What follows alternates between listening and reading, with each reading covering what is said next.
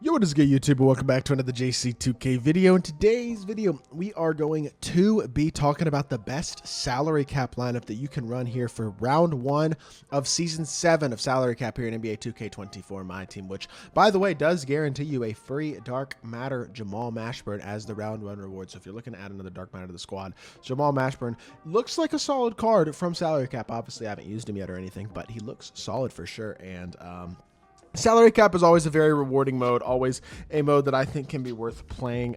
You can also get a Leap Year Deluxe Award Pack, which actually is sellable as well, which means whatever card you get in there is going to sell for like 30k MT probably.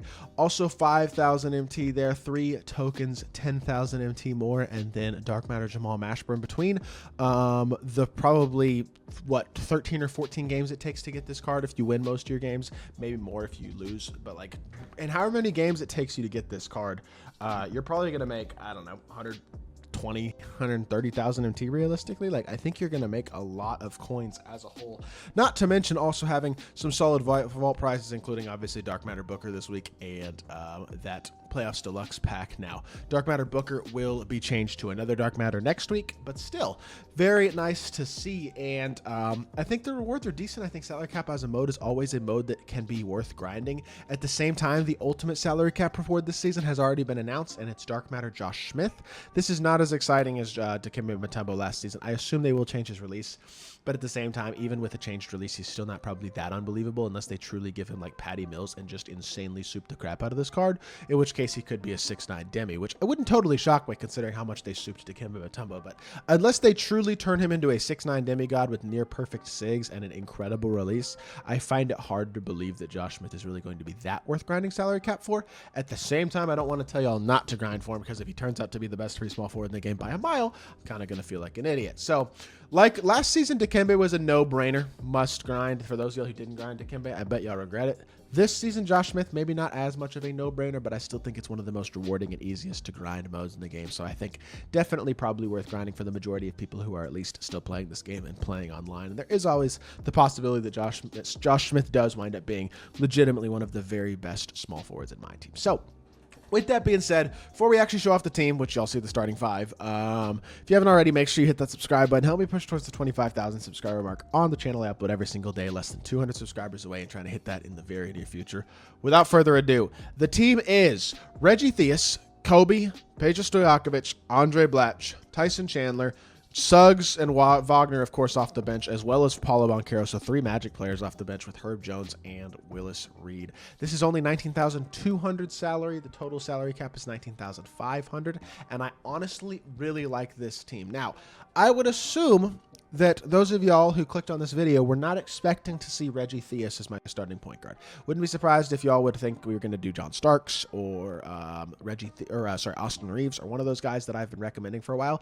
And you could always go the Diamond John Starks route at the point guard position to save even more. And if you are going to go with even a cheaper point guard, I think that 1,800 price point and that John Starks card is going to be your best bet right now. And that would save me even more and give me even more to play with. But the thing about this Reggie Theus is he's 6'6" with really complete stats and badges. This card is very slept on. He shoots the ball well, he dunks well, he's got good ball handling, he's a versatile good defender, he's fast, and he's athletic, and just kind of does everything well. This card has great stats, great badges, really good defender, playmaking, some slashing ability as well, and then gold shooting badges like Agent 3, Blinders, Catch, Limitless, Handles for Days, Unpluckable, like a bunch of good stuff on this card. 3,000 on him, I feel like, is a decent salary for a card as good as this Reggie Theus is, and I think he's like the perfect mid-tier option right now, actually, for his salary between a guy like Reeves and John Starks, and I feel like he fits this team really well.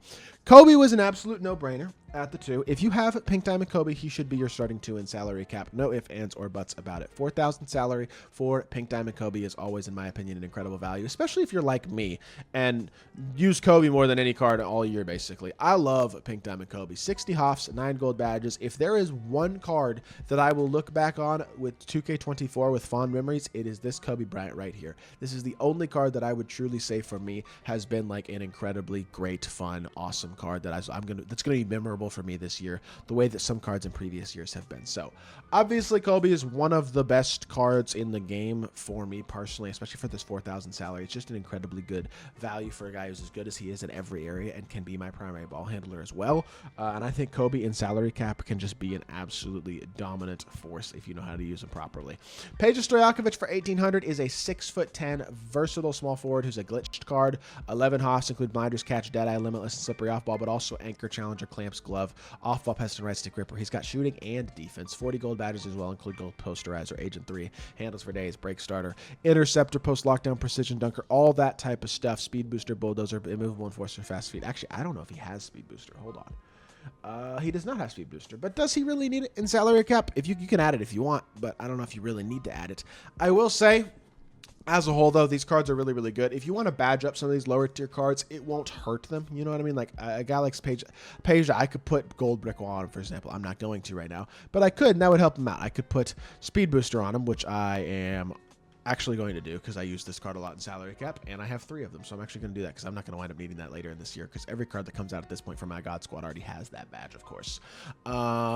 As a whole, I think in general, though, really good card who's a 6'10", 3-and-D small forward. That's valuable in salary cap. That's that type of size, defensive ability, but also elite sharpshooting ability, and even a little bit of athletic ability as well can be really, really nice. Andre Blatch is very much a do-it-all for. I really like this card as a 6'11" dude who can do everything. He shoots the ball well. He's got limitless range. He's got 95 standing and 90 driving dunks, so he's a very athletic card, and he's a versatile, good defender on the interior and on the perimeter.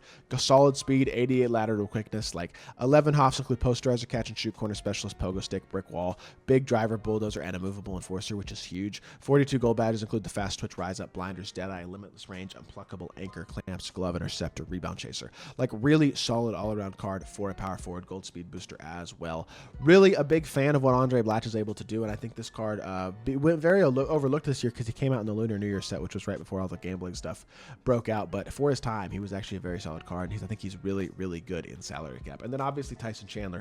I don't think I need to talk about Tyson Chandler too much. Y'all know how much I like this card and how much he is probably my favorite pink diamond big man in the game to this day, realistically. Really, really good card. He does a lot of things well, and I think 3,000 salary for him at 7 foot with what he gives you size, versatility, athletically, and even as a shooter is really nice. And then obviously, this is one of the deepest benches, I think. This is probably the deepest bench I think I've had in salary cap all year. Got 4 diamonds in here with obviously Suggs and Wagner. Still only 1,200 total combined salary for 2 really solid diamond cards with good animations and nice releases. All that type of stuff. Always must-haves off the bench for my salary cap lineup.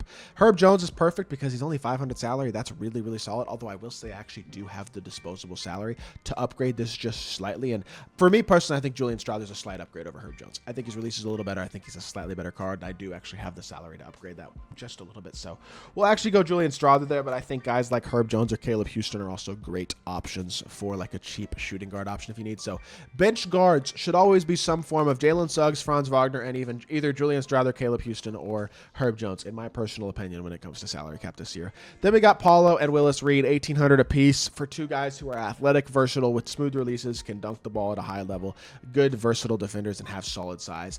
Not the glitchiest lineup in the game size-wise or anything, but definitely I would say a really, really good lineup. And I think both of our small forwards are 6'10", Peja and Franz Wagner. Everybody on the court, starters and bench, have at least a solid release and can hit their shots consistently. And then you got a bunch of athletic ability. You got primary ball handlers both in the starters and off the bench. And honestly, again, the bench only needs to play for a few minutes. It's really just in there to spell the starters for a minute or two. And at the end of the day, you could build more of like a 5-man lineup instead of a 10-man lineup and downgrade these bench. But to be fair, the bench costs a total of 1,800, 3,600, 5,400. Like my 5,400 plus the 300, so 5,700 on my bench. I'm basically spending still the majority on my starters. And if I wanted to run like an all 100 salary bench, I could do that, but that still averages out to less than 4,000 salary per card in the starting lineup. And that's not going to lead to significant upgrades right now over where I am. So in my opinion, I think the depth of this team right now for what the salary is looking like makes it very much worthwhile. So with that being said, that is going to do it for this video. Hope it does help y'all out. If so, make sure you hit that like button, leave a comment, and subscribe. I'll be back with more 2K content very, very soon, and I appreciate y'all. Peace.